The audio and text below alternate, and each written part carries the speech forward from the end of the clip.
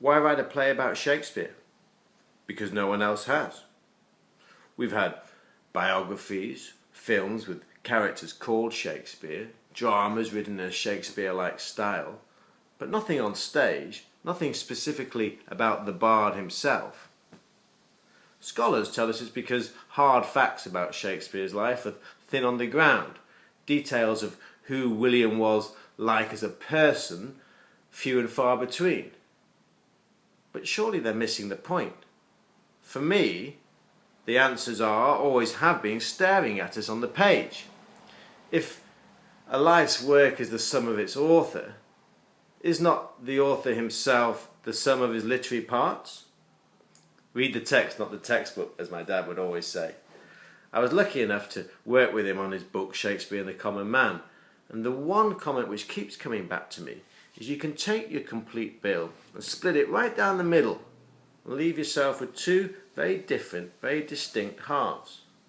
One jam-packed with comedies, romances, histories. The other with problems, tragedy. Why? Why is the second part of his career so different from the first? Conspiracy theorists will tell us it's because they were both written by two completely different men or women. Others will suggest that it's a sign of Shakespeare's growing confidence as a playwright, or the freedom that comes with repeated success. But I wanted to go deeper. In my mind, the revolution on the page had to reflect at least an evolution in the man holding the pen. Yes, Shakespeare's talents were such that he could mask the author's voice, like no other. Make it disappear with a flick of a quill, but for me, there must be some clues, some evidence, which, gathered together, matched with the events that we do know of his life, can give us an inkling of who Shakespeare the man really was. That's what drove me to write Shakespeare Tonight, and that's why I believe, even today, 400 years after his death, we can still capture a picture of who Bill really was, Bill the human being. Because I believe, first and foremost, Shakespeare was a someone, like you and me.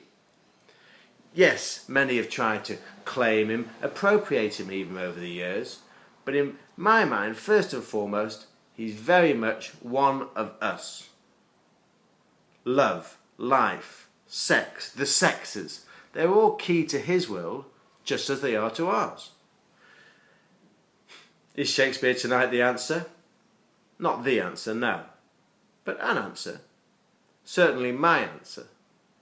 And I hope that our greatest living writer, because he was the most profound, most observant, most eloquent of any scribbler to grace the English language. I hope he might catch just a glimpse of himself in the mirror.